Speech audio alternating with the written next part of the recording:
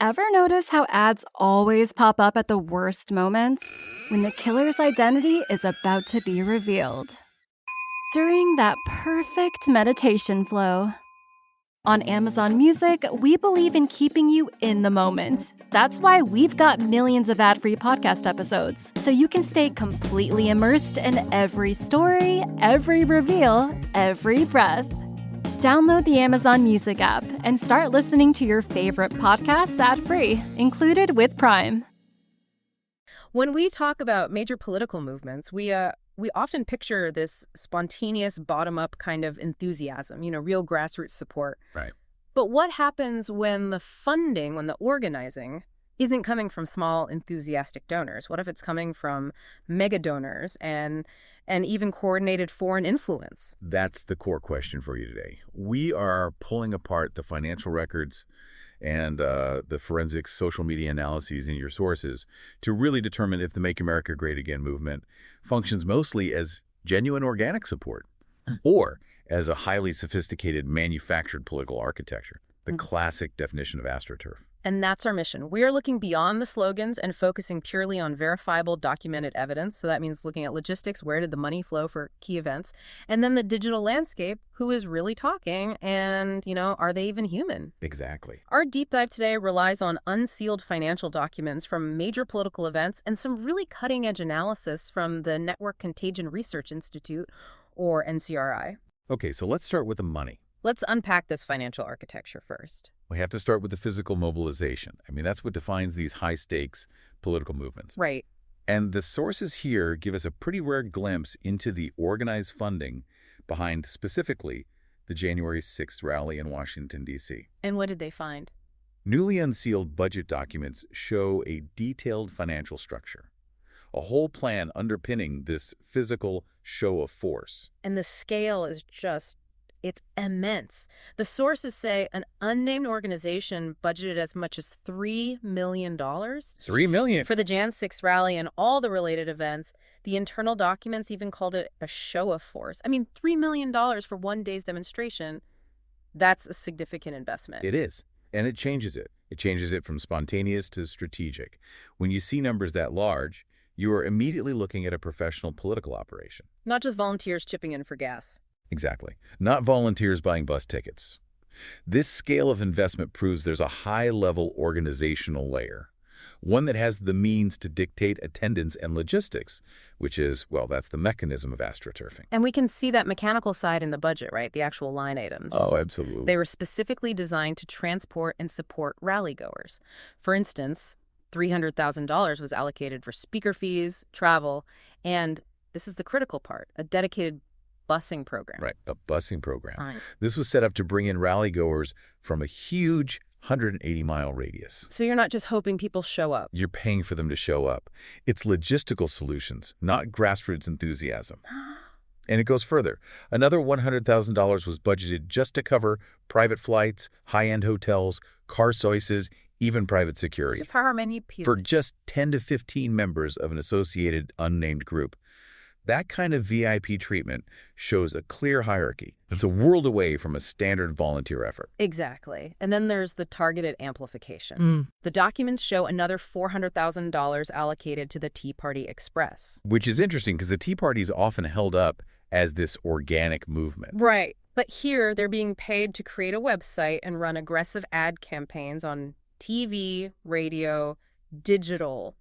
All of it designed solely to promote attendance at the January 5th and 6th rallies. It all suggests that the appearance of scale was a very deliberate financial objective. And that, I think, brings us to one of the most vivid anecdotes in the source material, which is just pure perception control. The Craigslist ad. The Craigslist ad. I found this detail just fascinating because it's so blunt about its purpose.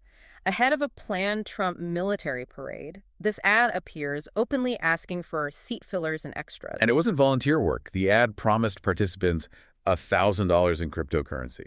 Paid out by a holding company called, of all things, Fight LLC. What's absolutely telling, though, is the stated goal of the operation. The ad didn't just ask for bodies. It explicitly requested people of color and ethnic groups to sign up for maximum perception control.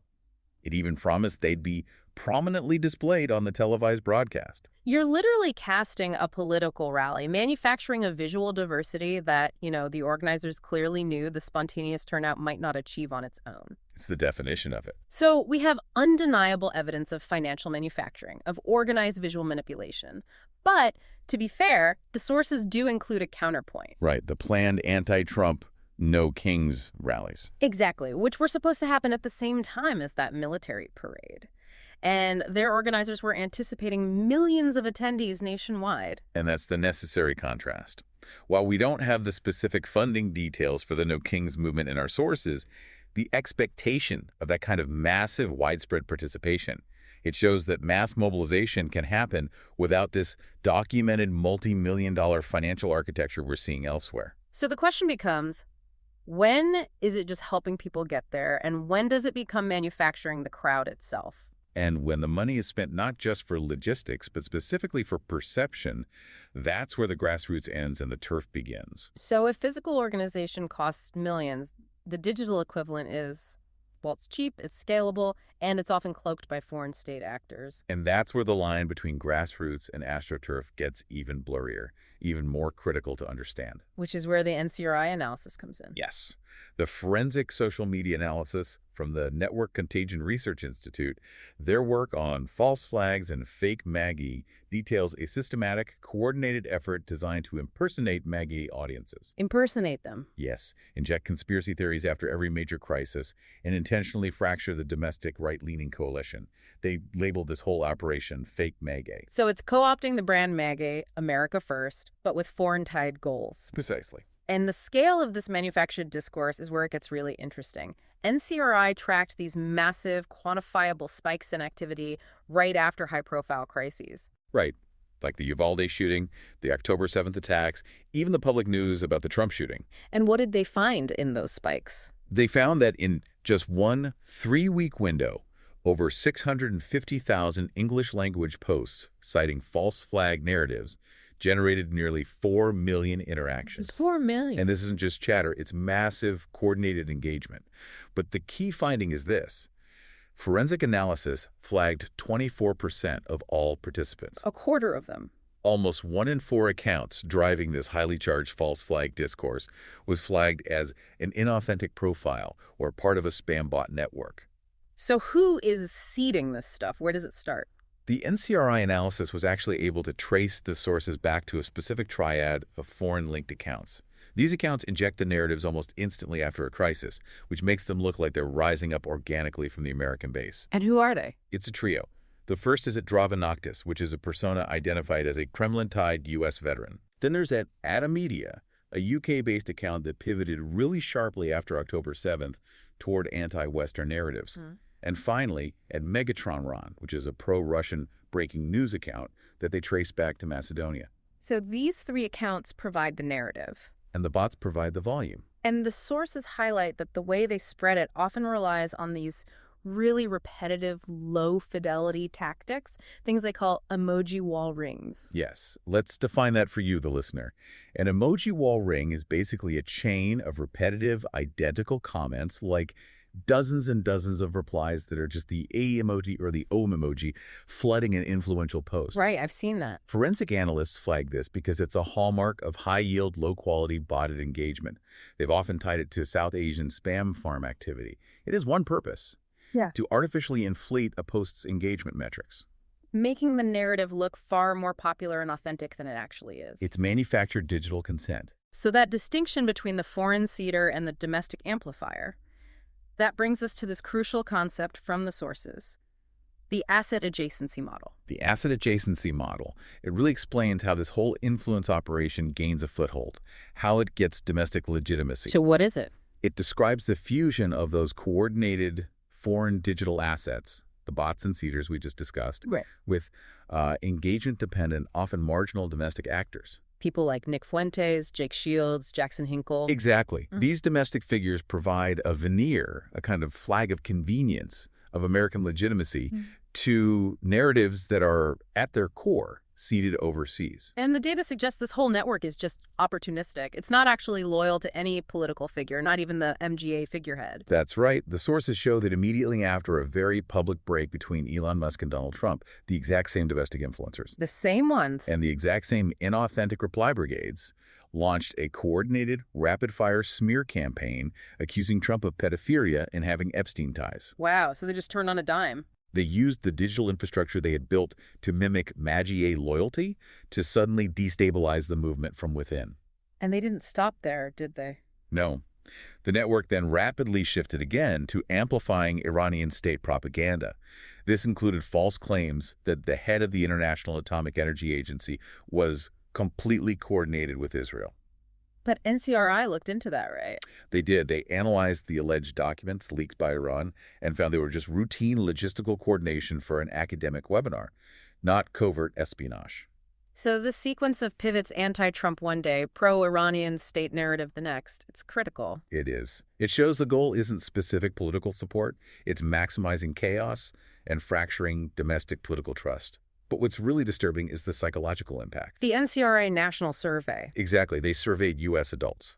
Tell us what they found, because this goes way beyond just spreading fake news. It does. NCRI found that among Republicans, increased warmth toward Iran was statistically one of the strongest predictors of having the moral license to justify violence against Donald Trump. Wait, say that again? The finding shows that Republicans who expressed warm views toward Iran were more than twice as likely, 38.3% versus 15.7%, to endorse the killing of the former president. So the same digital network that was pushing fake mega conspiracies and foreign propaganda is also demonstrably associated with shifting the moral threshold for endorsing political violence here at home. That is the critical implication.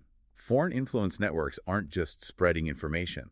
They are actively shaping the moral parameters of domestic political discourse, and they're using narratives seeded through these manufactured digital channels to destabilize coalitions and potentially provoke real-world harm. This is not grassroots support. This is engineered influence. So we have foreign influence fueling digital chaos, but then we also have these domestic mega donors providing an incredible layer of financial backing. And these two forces seem to work in tandem to manufacture influence. When we look at the financial backing of the Beggy movement, you really don't have to look much further than Elon Musk. He became the largest individual political donor in the 2024 election. By far. Your sources indicate he contributed over $277 million to Donald Trump and allied Republicans, mostly through his super PAC, America PAC. $277 million. To put that number in perspective for you, that's the single largest individual political donation outside of candidates funding their own campaigns since at least 2010. That amount of capital fundamentally structures the political landscape. And we can connect this enormous financial backing directly to the inauthentic digital operations we were just talking about. Yes, the NCRI analysis found that unique, bot-like account creations spiked dramatically on two specific dates. Which were? April 26th and October 28th, 2022. And those dates. They align precisely with milestones in the Musk Twitter acquisition process. And crucially, fringe domestic actors, specifically Nick Fuentes, branded that moment as the launch of Groyper Twitter. Which was a clear call to action for his followers to flood the platform. Exactly. So the data shows that while Musk's acquisition triggered some genuine user enthusiasm, it was immediately accompanied by a parallel wave of inauthentic accounts, engineered to mimic and amplify pro-MAGA sentiment and extremist agendas. But despite all that financial support, Musk's later falling out with Trump led him to float the idea of launching his own centrist political party. The America Party, yeah. Meant to represent the 80% in the middle. It just illustrates the volatile and controlling nature of mega donor funding. It's capital that can be withdrawn or redirected to create a whole new political entity on a whim. It shows that even massive domestic funding is driven by transactional goals, not necessarily ideological ones.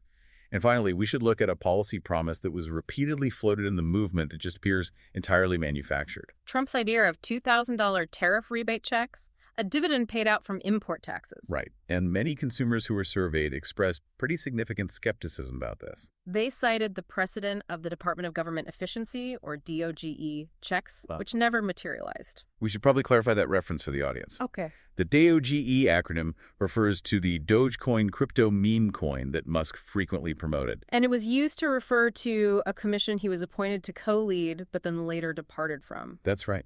So because the DOGE checks never happened, voters looked at this new tariff promise with suspicion. And the financial reality, according to experts, just doesn't support the policy. How far off is it? The projected tariff revenue for 2025 is about $158.4 billion. The estimated cost of providing those $2,000 checks to consumers. Yeah. Depending on who's eligible, it's projected to be somewhere between $279.8 billion and $606.8 billion. So the manufactured policy promise, which is designed to appeal to the base, could cost up to 4 times the available revenue stream. That's what the numbers suggest. Ooh. It tells us the promise is decoupled from fiscal reality. It's designed purely as an easily digestible political marketing tool It's manufactured policy. for a movement often driven by manufactured influence. So what does this all mean for our fundamental question? Grassroots or Astroturf? We haven't measured every single voter or every small donation, obviously, but the data clearly shows the Médier movement operates within this highly sophisticated, multi-layered architecture. It does. It's funded by domestic megadonors who injected hundreds of millions of dollars right alongside these organized foreign operations and bot networks that create the digital noise NCRI labeled fake Médier. The key takeaway for you, the learner, is recognizing that authenticity and manufacturing are not mutually exclusive. They can exist at the same time. And what looks like spontaneous, rapid-fire grassroots outrage is demonstrably an orchestrated cascade. It seamlessly blends digital bots, manufactured policy promises, and financially supported physical mobilization. Like the Jan 6th busing and that incredible attempt at visual perception control we saw with the paid seat fillers. It's an influence model designed for maximum political effect. Which leaves us with a final provocative thought for you to consider.